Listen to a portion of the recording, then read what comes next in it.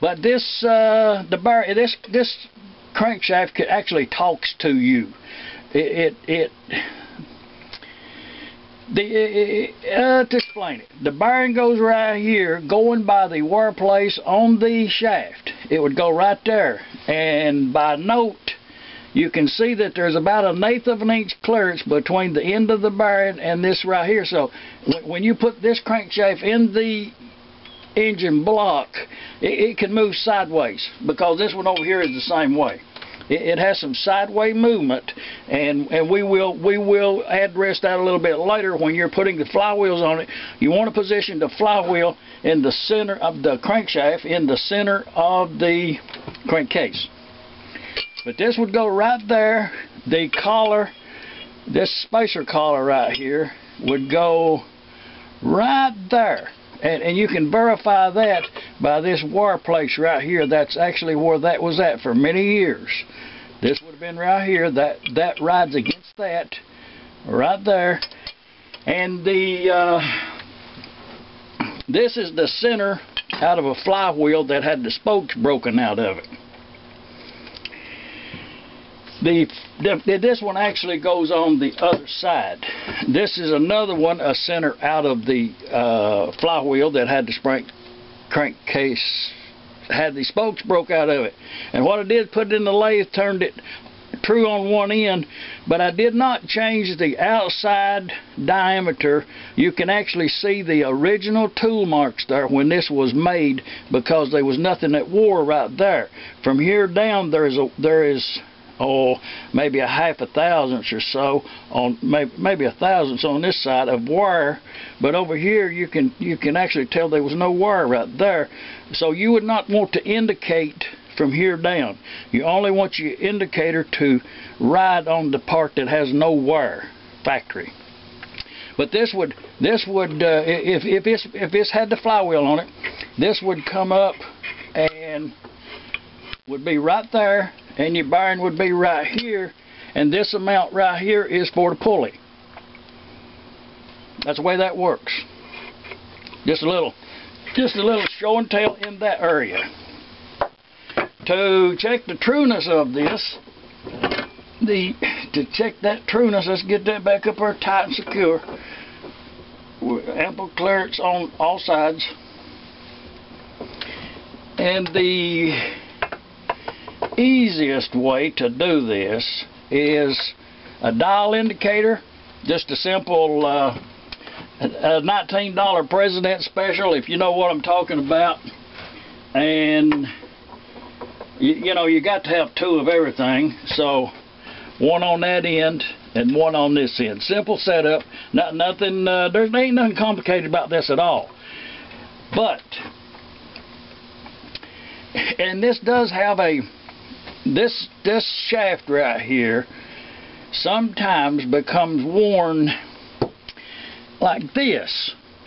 So in order to make this really easy and to get a first time preliminary inspection, what I did is just took this center and put it right up there to where that the original, put it right there. Okay. Now I got the dial indicator riding on a area that came machined from the factory. Now there is play in the flywheel and the crankshaft. That's not a really tight fit. Taking all this in consideration now, when you are checking for trueness, when you put the flywheel on there, and this would be the center of the flywheel, and you put the gib key in there, and you drive it, you secure the flywheel to the crankshaft with the gib key. Okay, you're actually going to put pressure on this side of the flywheel.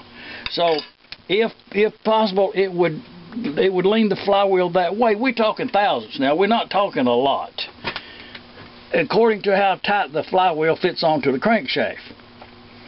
But to get a basic idea, to find out if this crankshaft needs to be checked further, then this right here is just a preliminary trueness check. And let me tell you something else too. A couple of comments was, why don't I put this, and I can do it, why don't I put this crankshaft in the lathe over there and just check it in the lathe? And I can do that. I have done it in the past. It can be done. And if you want to do it that way, then have at it. But one of the problems on these international crankshafts is they do not have a center in this end of the flywheel, this end of the crankshaft. So it's you can't use a dead center here without, and this is a left-hand thread, so if you're going to make a plug to go here and find the center there, then you do have that tolerance there that is probably further from true than this is. So this is the easy way.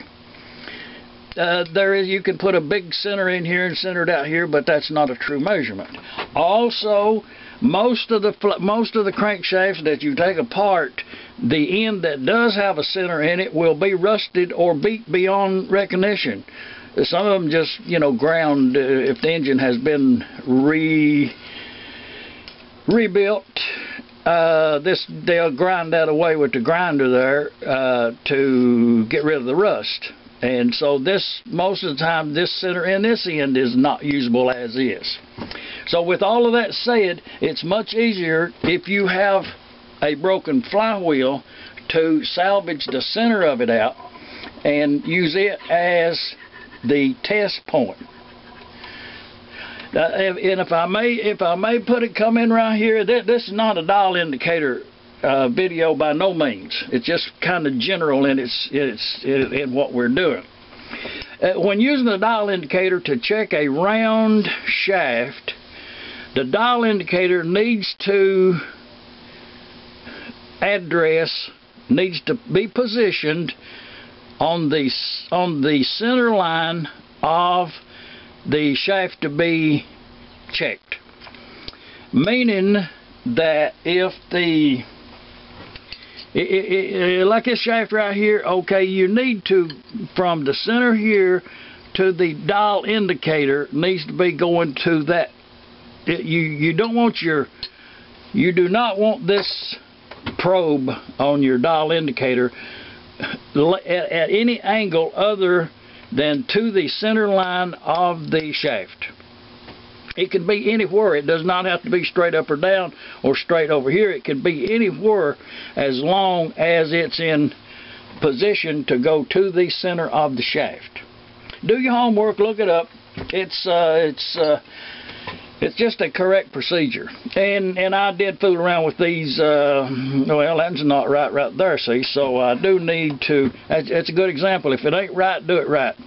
So, see, that needed to move back a little bit. I am just using a El Cheapo magnetic indicator base, dial indicator base.